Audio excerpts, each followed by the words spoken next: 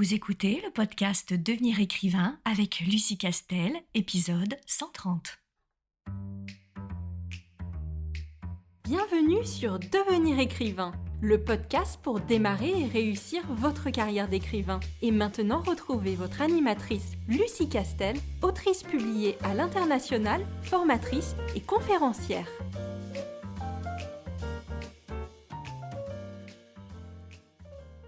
Bonjour, je suis ravie de te retrouver pour un tout nouvel épisode de podcast consacré aujourd'hui à 3 idées reçues sur la carrière d'auteur et je me suis beaucoup amusée à préparer ce podcast.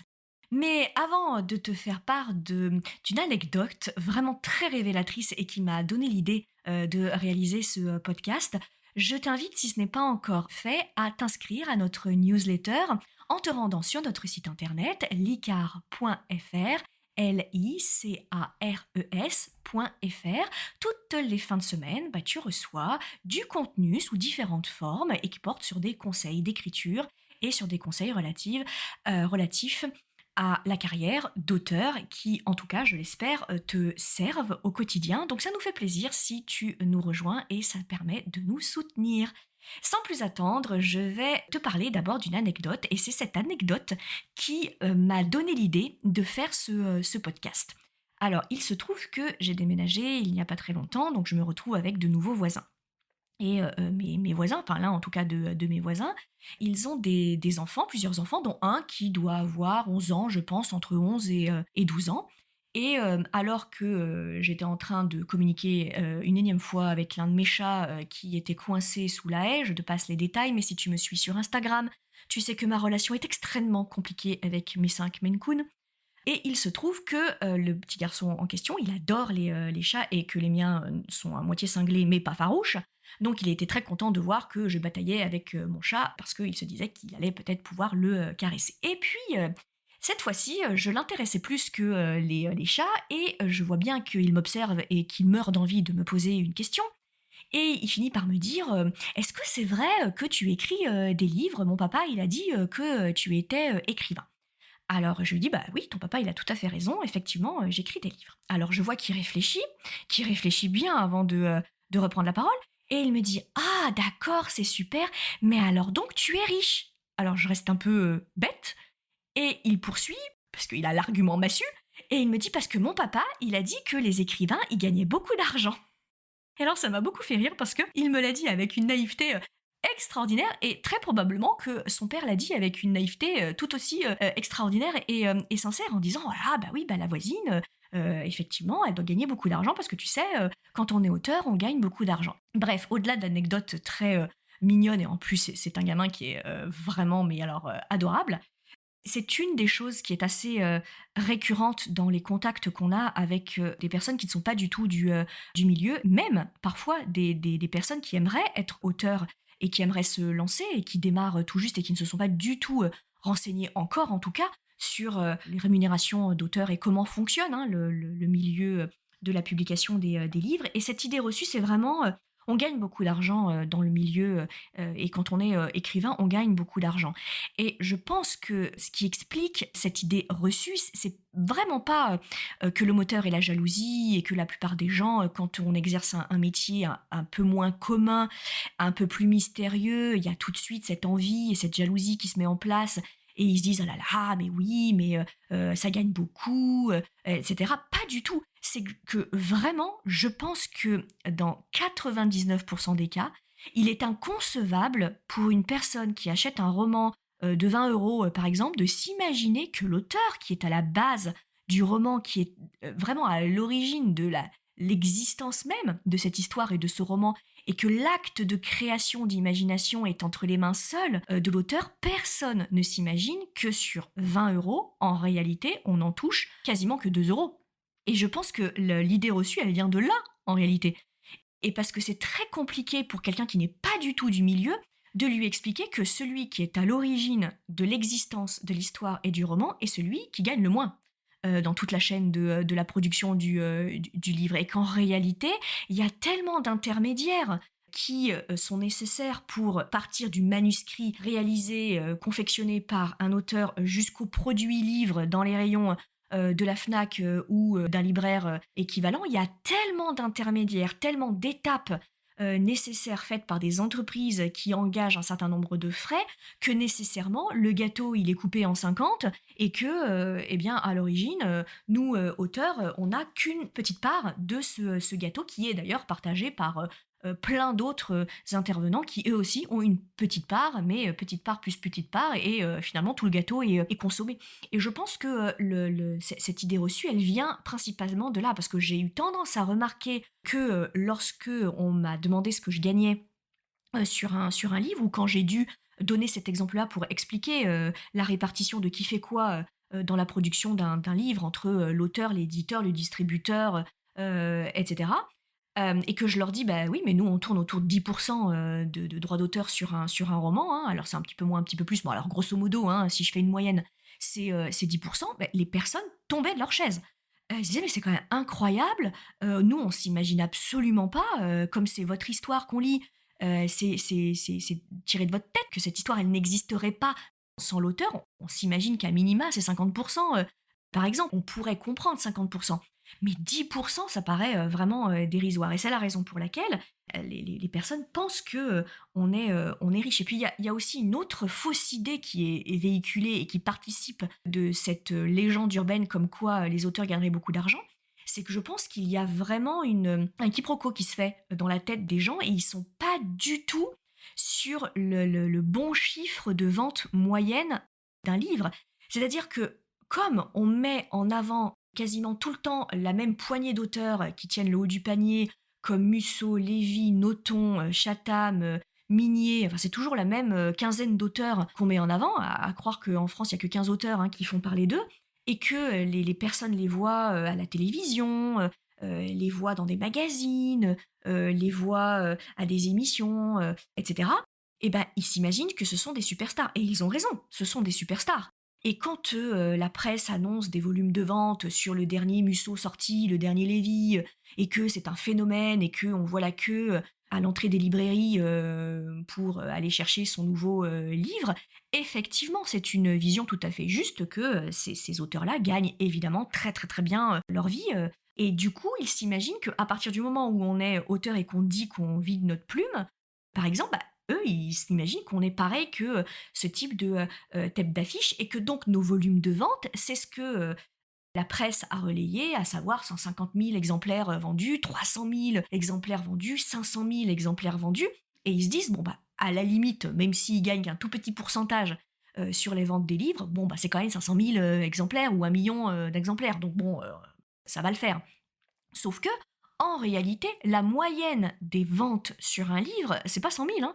La moyenne des ventes, c'est même pas 50 000. La moyenne des ventes d'un livre, tout genre confondu, tout auteur confondu, donc c'est vraiment une moyenne, c'est plutôt aux alentours de 5 000 exemplaires vendus.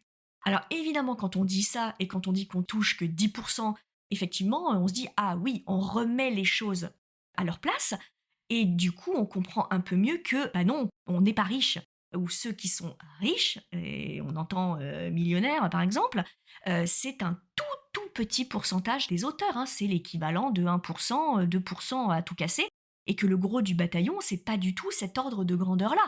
Et c'est important aussi de le savoir, d'abord pour expliquer que non, on n'est pas tous à rouler en Ferrari ou à avoir un jet privé, hein, très clairement. Cela étant, je suis pas sûre que les têtes d'affiche disposent d'un jet privé, hélas, hein. Je pense qu'il faut plutôt être musicien ou acteur pour avoir ce type de revenus. Mais c'est aussi important, en tant qu'auteur débutant, de bien avoir ça en tête. Et du coup, quand on sort son premier roman et qu'on voit qu'on le vend à 3000 exemplaires dans un genre de niche, type imaginaire, SF, fantasy, et de se dire mon Dieu, mais c'est le plus gros flop de tous les temps. Je vais arrêter d'écrire parce que jamais, au grand jamais, je ne pourrai faire un plus gros flop que celui-là, et je suis le pire auteur qui existe. Remenons les choses dans la bonne réalité, la bonne mesure et la bonne proportion de ce qu'elles sont normalement. Et que voilà, il faut garder en tête que la moyenne de vente, tout confondu, donc il y a du très très gros et il y a du très très petit, c'est 5000 exemplaires. Alors, il y en a qui vont vendre 200 exemplaires et d'autres qui vont en vendre 300 000, on est d'accord, mais quand même, le curseur, il est autour de 5-6 000 exemplaires. Alors, ça varie selon les genres, hein, mais Voilà, c'est une bonne mesure. Donc ça aide aussi aux personnes à prendre conscience que du coup, il y a vraiment une idée reçue autour de la rémunération des auteurs. Deuxième idée reçue, c'est que la carrière d'un auteur, elle est linéaire. C'est-à-dire que à partir du moment où on a un best-seller, à partir du moment où on gagne un prix littéraire, eh ben, tous les romans suivants se vendront nécessairement tout aussi bien. Parce que c'est comme si on changeait attention, je vais faire une métaphore sportive. C'est comme si on changeait de division. Et du coup, bah, comme on change de division, alors sauf si c'est par impossible une catastrophe et ça arrive assez rarement, on n'est pas rétrogradé, on est dans une nouvelle division. Alors ça y est, on a un nouveau monde, etc., etc. Alors pour les auteurs, c'est extraordinairement fluctuant. C'est-à-dire que c'est pas parce qu'on a vendu 150 000 exemplaires d'un roman qu'on se dit ah bah c'est bon, j'ai 150 000 lecteurs. Donc sur les 150 000 lecteurs, on va se dire que allez, 100 000 au moins vont continuer de nous suivre. Donc ça veut dire que le roman suivant, qui est dans le même genre, hein, pour le coup avec le même éditeur, il va faire à peu près pareil. Alors pas du tout. C'est-à-dire que le roman suivant, il peut faire 5 000 exemplaires. Et sans qu'on puisse l'expliquer pour le coup. Hein. Voilà, c'est ça la carrière d'un auteur. Et puis alors le roman suivant peut faire 300 000 exemplaires sans qu'on sache pourquoi non plus. C'est pareil, on peut gagner le Goncourt, et c'est pas parce qu'on gagne le Goncourt et que donc évidemment on va vendre énormément sur le roman qui a gagné le Goncourt que le roman qu'on sort juste après va faire un carton. Parce qu'en réalité, ce qui fait vendre, c'est le Goncourt. C'est pas le roman. Les gens achètent parce que c'est le Goncourt. Mais ils achètent pas parce qu'ils ont un coup de cœur pour cet auteur-là et ils se disent qu'après le Goncourt, ils vont suivre cet auteur religieusement et acheter tous les romans qui sortent. Pas du tout. Alors ça donne certains avantages, hein, des portes d'entrée à des éditeurs qu'on n'aurait pas touché si on n'avait pas eu un prix littéraire, mais alors ça garantit absolument pas qu'on soit publié après dans la même maison d'édition. D'ailleurs, l'une de nos formatrices, qui est Agathe Portel, qui est éditée chez Calman Levy et qui a eu un prix littéraire pour son premier polar, elle l'aborde très très bien dans notre formation Devenir écrivain, projet best-seller. C'est une de nos formatrices et elle le dit avec beaucoup d'humour. Très clairement, quand elle a resoumis juste après un nouveau polar à Calman Levy, où c'était un autre roman à Calman Levy, bah, ils lui ont dit que ça les intéressait pas, alors qu'elle venait de décrocher un prix littéraire chez Calman Levy. Alors bah, ça a été très compliqué parce que c'était son premier roman, donc elle, naïvement, comme nous tous, elle s'est dit, mais enfin, bon sang, voilà, j'ai eu un très beau succès. J'ai eu un prix littéraire et alors là, ils me regardent comme si je devais tout recommencer, faire mes preuves et de nouveau les convaincre et même pas j'ai le bénéfice du doute. Alors il s'avère qu'elle a eu la bonne démarche, c'est-à-dire qu'elle n'a rien lâché, elle a fait ce que tout auteur professionnel et courageux fait, à savoir ne rien lâcher et il s'avère qu'après coup, d'autres romans les ont intéressés et elle a publié son roman par ailleurs dans une autre maison d'édition et puis qu'elle continue à être publiée chez Calman Levy et très probablement qu'elle aura d'autres prix littéraire. Mais ce qui est intéressant de connaître dans son parcours, et elle le dit avec vraiment beaucoup d'humilité, c'est que c'est une carrière, elle n'est pas linéaire. Et je rebondis aussi sur une autre autrice que j'aime beaucoup, qui est Fred Vargas, et qui le dit elle aussi avec beaucoup de recul, maintenant qu'elle a une carrière quand même longue, où elle disait, bah voilà, moi j'ai commencé pareil, j'ai décroché un prix littéraire très très vite, je ne sais pas si c'est son premier roman ou tout comme, mais c'était très rapide. Et elle explique que ben, le roman suivant, personne n'en voulait. Et le roman d'après, personne n'en voulait non plus. Et qu'elle a ramé après ce prix littéraire et ce succès. Et qu'il a fallu bah, qu'elle redémarre de zéro et que le succès n'a pas été du jour au lendemain. Et du jour au lendemain ayant un succès, après la vie était un long fleuve tranquille et qu'elle a toujours vendu à 500 000 exemplaires. Pas du tout, pas du tout. Et ça, c'est intéressant de le garder en tête. Une carrière d'auteur n'est pas linéaire. Alors évidemment, c'est facile à dire maintenant parce que j'ai le recul de plusieurs années de profession, bien entendu, mais il faut essayer de le garder un peu en tête, que ce soit vis-à-vis de soi-même ou vis-à-vis des autres, d'accepter de dire bon, ok, j'ai fait un flop, alors que précédemment j'ai eu un super succès. C'est pas grave, ça arrive, c'est pas ma faute. C'est probablement pas la faute de l'éditeur non plus. Ça fait partie de la magie du succès qui fait qu'on aura beau faire exactement les mêmes choses de la bonne façon, il n'empêche que parfois le livre rencontre son public et parfois il ne rencontre pas son public et que c'est pas forcément la faute de l'auteur et que c'est souvent évidemment pas la faute de l'auteur ni de l'histoire. Et enfin, la troisième idée reçue qui me fait toujours un peu sourire, mais je sais que beaucoup de nos anciens stagiaires à l'ICAR, ça les a beaucoup blessés, c'est quand on leur dit assez souvent l'écriture c'est un hobby, ça peut être que un hobby parce que c'est pas sérieux. Vu que tout le monde a appris à écrire à l'école, ça doit pas demander tellement plus de compétences et tellement plus de talent finalement Et tout le monde peut consacrer 1 heure dans son week-end et avoir écrit un bouquin en 3 semaines. Donc ça peut être qu'un hobby, c'est pas sérieux, voilà. Et il y a une espèce de hiérarchie qui s'instaure entre les arts, la pratique des arts, qui dirait que la sculpture est un art noble parce que rigoureux, parce que demandant un talent particulier. La musique est un art noble parce que ça nécessite d'apprendre à jouer un instrument. Être acteur est aussi un art noble parce que ça demande une formation, une implication, etc., etc. Mais alors l'écriture, c'est pas vraiment un art, parce que tout le monde a appris à écrire.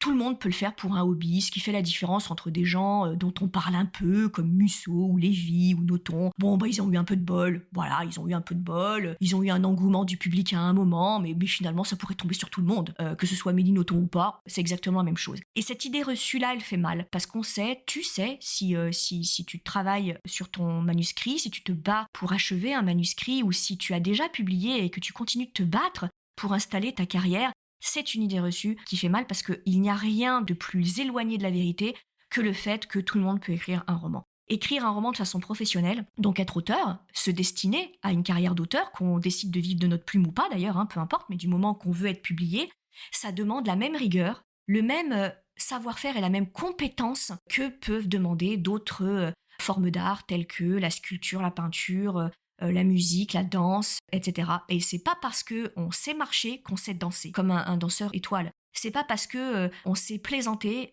qu'on peut être humoriste et qu'on peut monter un spectacle et un stand-up. Et ça, c'est une idée reçue qui fait mal et contre laquelle il faut vraiment se battre parce que ça peut être très déstabilisant pour un auteur qui démarre et qui rame et qui dit à son entourage que c'est dur, que ça fait transpirer, qu'on est plein de doutes et que quand on réussit enfin à être publié, c'est un exploit dans le sens où ça demande de la compétence et de la rigueur, et de durer dans ce métier demande aussi de la compétence et de la rigueur et de se remettre en question. Donc ça, c'est important aussi de parler de cette idée reçue.